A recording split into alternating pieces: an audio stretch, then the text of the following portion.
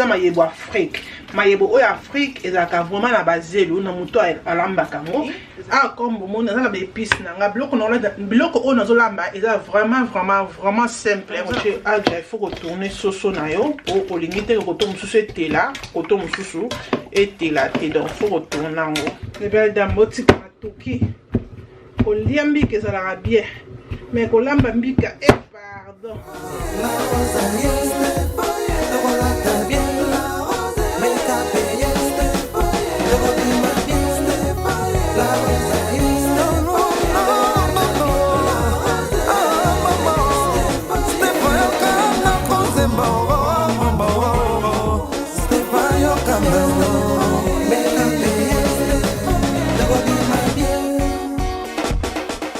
Bonjour les belles dames, j'espère que vous allez bien. Bien par la grâce de Dieu. Dans la vidéo, le na poto ça la recette est vraiment facile et rapide. Nabi que mikolo auto ça di recette té. Nabi pourquoi pas na ba recette on a bino ensemble. Recette na boso auto ko sala, on a zolamba lelo ezali mayebo na biso ko bomona eza na mai na tonjo na mai na sokoli yango bibo yuki mayebo a Congo mayebo a Congo zaka vraiment na mabele donc il faut vraiment bien nettoyer bien zoa vraiment tanayo mayebo batia mbika et na kobwaka mbisa ko kauka mbisa na ko kozaki déjà bien nettoyer na congélateur donc déjà kitoko mbisa ko kauka mais mayebo na nga na kolia ngo bongo te na kolamba ngo na nzolu oto bengaka nzolu soso na nga na sala ya soupe te na relaxa bien comme dans ça la sauce nanga vraiment simple donc et donc on a ça là d'abord après de toko tana mayebo na biso todo ça la sauce pour aga sauce ya makasi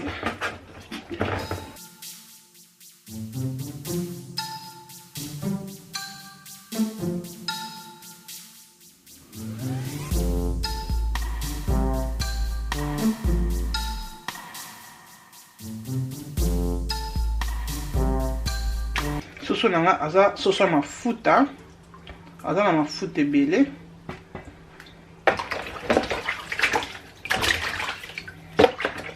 donc nettoyer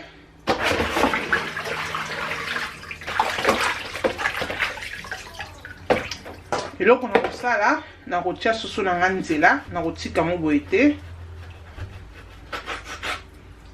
na kotia nzela mpona baépice nanga ekota na kati après on nettoyer naza na nzungu nanga na kotia poulet nanga na nzungu donc na rinci nzungu nanga donc voilà nga na ngumba toujours lipapu nanga soso comme ça mpona evanda bien on dépose soso.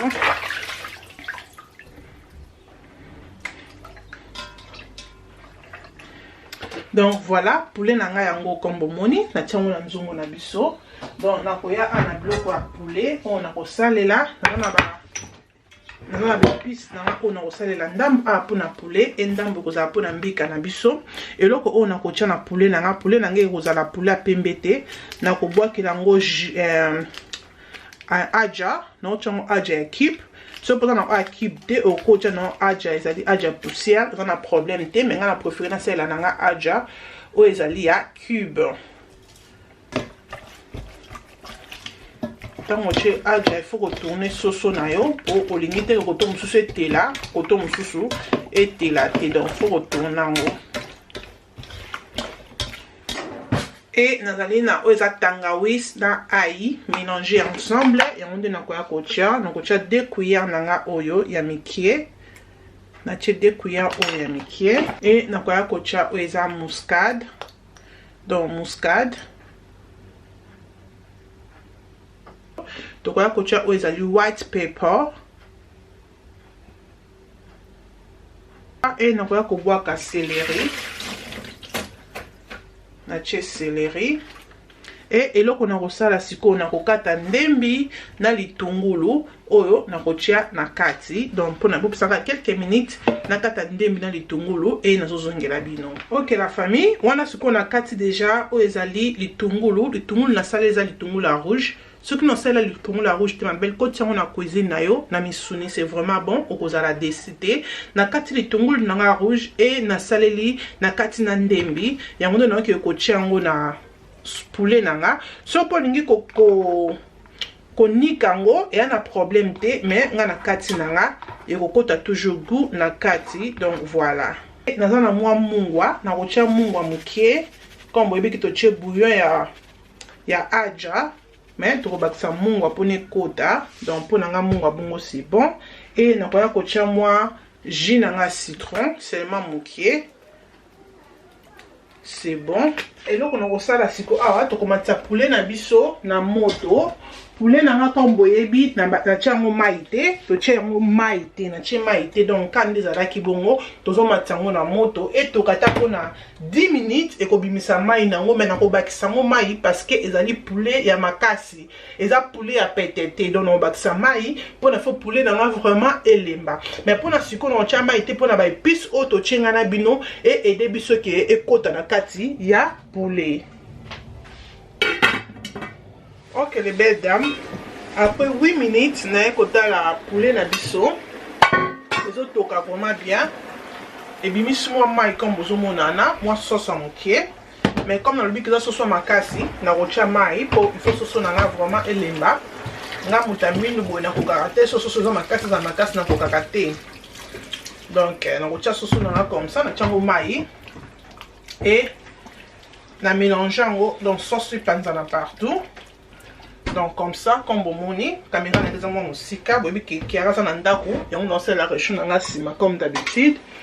Et on a fini la sauce dans la etoka, ou alors on a balisé la bino caméra pour tout ça la sucre au ezali mbika la biso. Donc on a reçu la awa, nazali na mayebo nanga comme dans lobby, mayebo on a nettoyé qui a mangé très bien avant ça na congélateur. Et tant encore la bino sur le congélateur ma belle na sokoli encore, donc pour ça mayebo Afrique. Mayebo o Afrique ezaka vraiment na bazelo na muto alamba kango ezaka bazelo ce qu'on no liango bien, il faut vraiment bien nettoyer. Si on nettoie en kitoko ko liango pe kitoko. Donc mayebo nanga ngo na mélanger na mbinzo mais malheureusement mbinzo na ngeza ba mbinzo mikie na kase keza ba mbinzo minene mais za ba mbinzo mikie mais c'est pas grave et ça la ka bu na kati. Donc voilà, on a na tima mayebo comme bomoni. Et nakoya na mbisi nanga ya kokauka mbisi nanga yango yo kombo moni mbisi nanga ngo yango nde nakotia na kati ya nzungu na biso ya mayebo. Donc tozala mayebo, tozala na mbinzo et tozali na mbisi. Na moni ke mbisi na ngeze belé boye koki. Yeah, mbisi nanga boye koki etikali na nzungu ça na chasser. Donc comme ça c'est bon. Ah comme bon on a la épices nanga biloko on azolamba eza vraiment simple. Vous en avez des épices mingité. Donc awa naza na biloko nanga on azali na white pepper, kocha white pepper awa na nzungu na biloko nanga. C'est bon. Na kocha mo muscade mukie. C'est bon. Et nakotia oyo ezali jumbo nanga ya marinade ya onde nazo salade on ateka ka ba jumbo na teka ka elenga soso tout ça pe na jumbo na biso ko lingi elenga ya poisson donc ba épice ezali somba épice na yo okozala décité balamba ka biloko na ma ya pompe karaté o donc nazo tia jumbo nanga oyo ya marinade ezaka vraiment kitoko ya onde na ko salela. Et eloko na koya ko sala ezaki na kotia oignon et na tie poivron nanga ya orange et na poivron nanga ya jaune et na tie na ndembi.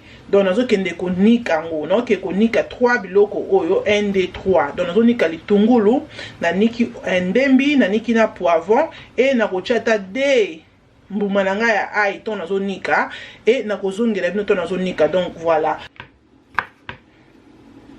Donc voilà, natie matungulu nanga na nzungu ala no kende ko mélanger biloko o natie ezali ndembi na poivron jaune na poivron orange na dembuma ya ai no ke ko nika ngo après nazo zongela bino. Voilà, on a eli bino nzungu nanga et biloko nanga na niki na ko fungola et nika mi très bien.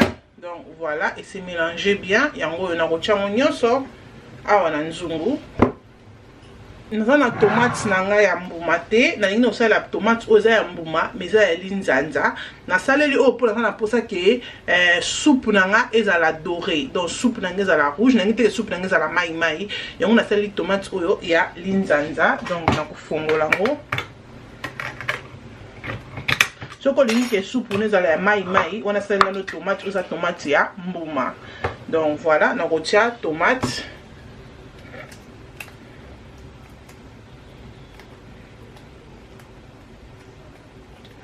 Donc pour nanga comme ça, c'est bon, na tie tomate nyo sauté dans ndambo seulement. Et eloko na koya kotia ezali mai. Na kotia mai nanga. Au bloc nanga, il faut etoka vraiment et se mélanger en attendant que tozonika o ezali mbika na biso. Donc na tie mai oyo comme bomoni comme ça et na ko finika nzungu nanga to okela bino siko na moto. Toko checker nzungu na biso ya poulet ezobela vraiment kitoko, donc rien à dire. Poulet na biso ezobela vraiment kitoko comme bozomona likambo na moto te, vraiment kitoko. Donc poulet nanga il faut elemba comme boyebi poulet za poulet ya makasi, donc il faut vraiment elemba. Na fini encore nzungu nanga et na koya kopelisa réchaud nanga oya liboso pona kotia nzungu na biso oyo ezali ya biloko oyo tomélangeaki ya mayebo. Donc nzungu na biso comme totia na mafuta te, tokotika na biloko na biso etoka avant que toya kobakisa mafuta. Na kobalutela bino caméra mpona siko toke kosala oyo ezali mbika na biso en attendant que biloko oyo eza ok les belles dames. Tozongi mpona kosala mbika na biso. Naza na liboka nanga na korinsa yango. Batu nanga so liboka nanga nazwa yango wapi euta Congo. Donc voilà, et awa nazali na mbika eza mbika na somba ngo pa chioka atekaka biloko na oyo autaka nango Congo. Donc biloko nyonso ezaka pa chioka eza vraiment fraîche ya Congo. Donc voilà, na somba ngo pa chioka. Donc na chef ba congolais et na kotia iloko liboso na kosala nga nyami kosuma mbika na chef ba congolais parce que na chef musuna I don't trust them mbika eza na ba goût moko boye na mekaje ya chef moi ba ya ba Ghanais goût nango na sepela nango te. Donc na kotia o ezali dembuma na chaka 3 na kotia o za 3 mbuma nanga ya ai et na kotia o ezali ndembi na kotia ndembi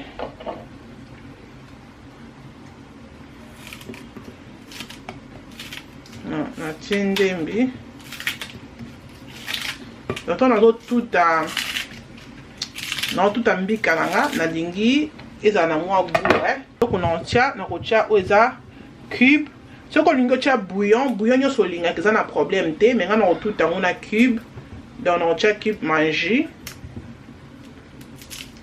na tia cube manger na kati et eloko na kosala awa sikoyo na kotuta biloko o na tia na kati na tia ndembi na tia dembuma nanga 3 mbuma nanga ya ai et na tia mbuma moko ya cube manger et tobandi kotuta.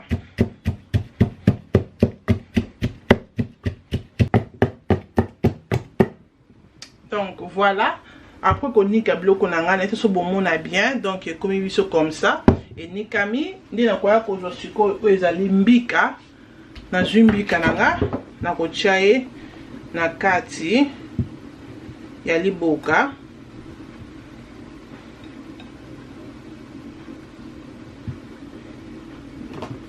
Na tiendambo et na mélanger to bandi ko tout taper.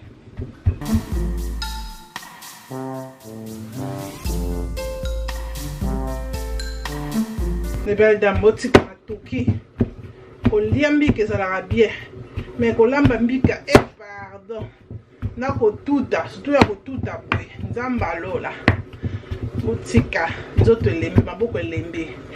Donc ezwi vraiment temps mpona kotuta ki ekoma comme ça.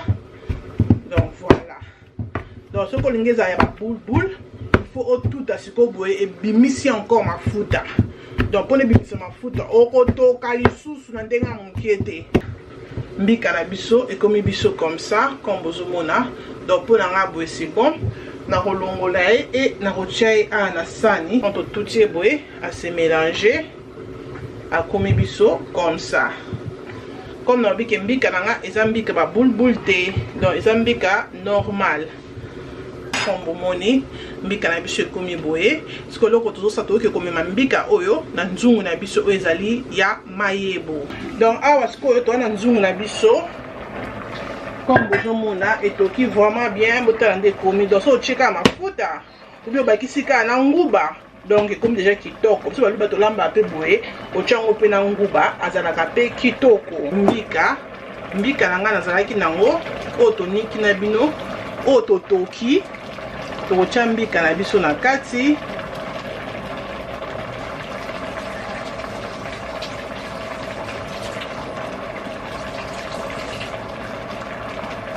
et dans la mbuma pilipili totia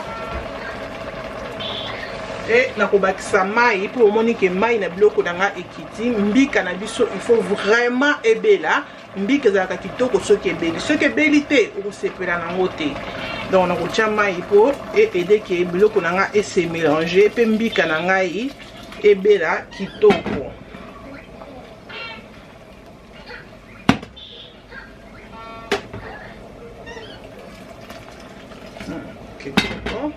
Donc na balusi nzungu na ngate na ningise kaka nzungu et na koya kocha oeza mafuta na tie mafuta na ngandambu voilà toko finika nzungu na biso toko banda ko telefoko za mwa mayele na nzungu na mbika parce que mbika zikara nokia donc mwa mayele so monique mbika ma ekiti so monique belité obakisi encore moi otiki ngo encore eto ki so monique comme ko belo kiti si mwa moto na mwa mukie ti moto et you know moto mukie comme ko belisa ngo ka malembe donc voilà donc a poulet na nga bientôt na ko pisa poulet na nga pona to sala ngo mo systématique donc bloko na comme vraiment ko kende na suka on a toyé ko tala nzungu na biso.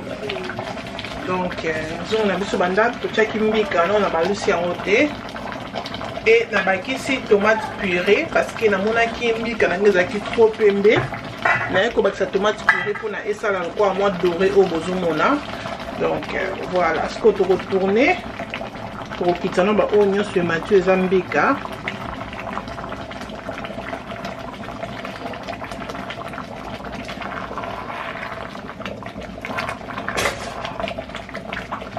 Donc nous avons des sauces dans les sauces. Il y a un mbika et komi.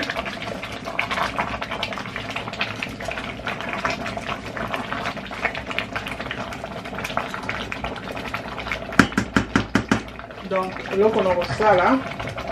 On va battre encore maï comme mbika n'anga faut vous mettre là. En attendant que sauce na biso ezobela na mo malembe to tika mbika pe toka et na ko finika encore biloko na biso etoka donc as qu'on a mélangé en gros il faut nous amayele pour biloko nanga ezikate donc il faut vraiment etoka bien pour ce eziki et ça la kitoko te que les belles dames on a tozongi pour na sauce na biso et na pousser nzungu nanga a wana nzungu nanga sauce na kangi déjà moto sauce na biso etoki vraiment bien na ko fourchette. Donc sauce nanga vraiment elembi donc vraiment bien parce que comme dans le bikinga dans la kamoto on a un problème il y a mini sauce elembi te na kokakate donc sauce nanga vraiment elembi peu d'épices et quand tu vraiment tina kati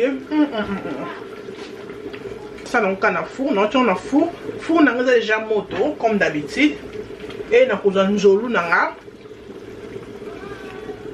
na ko soso nanga pona na kotisa ngo e ko vumela te ataka to baka maximum na ko tshona fu pona 20 minutes 15 à 20 minutes ça bimisi a e adorant ngo ka mwa mukie. OK la famille sikolo ko na ko sala na ko zwa mafuta nanga na ko boakela ngo na soso parce que bimisi vraiment mafuta pona ba ke soso za vraiment soso mafuta donc abimisi mafuta avant que na ko tie na four na ko boakele moi sauce ni wana likolo ya soso donc voilà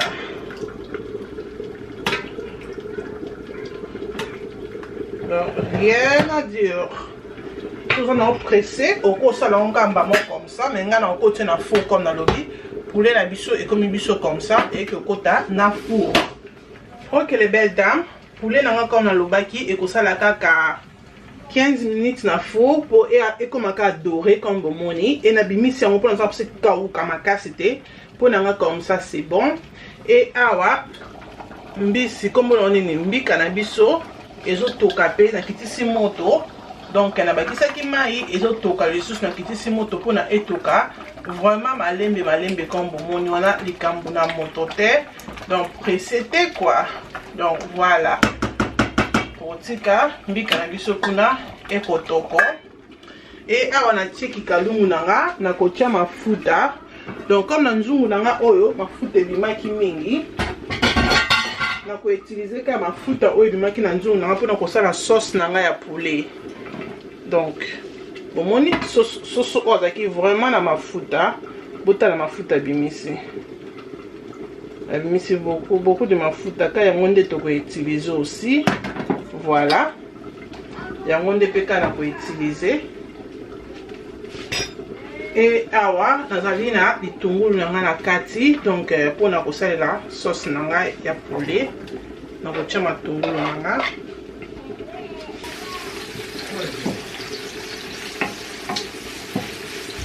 Donc voilà wana matungulu nanga ekalingami donc comme bomoni et na kozwa sauce na biso oyo sauce na biso ya soso tokotia yango awa po pesa yango goût.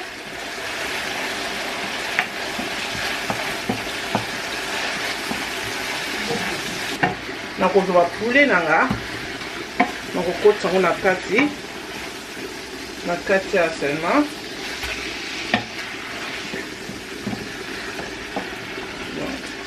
Na diminuer moto na ngela na se ko biloko nanga eza déjà ya kobela ekota seulement goût o eza goût ya matungulu après c'est tout. Donc diminuer moto nao kotia moto te ke moto makasi suni te poulet nao akozika akota seulement solo matungulu wana après tobimisi na moto. Voilà wana toye kotia mbika na biso sikoyo na sani. Donc mbika na biso c'est comme ça comme bomoni. Donc mayebo mbika na mbisi ya kokauka na mbinzo. Donc mbika nanga c'est ça. Donc o penza soko liango santé ya gogo. Santé parce que le mbika eza vraiment na protéine makasi.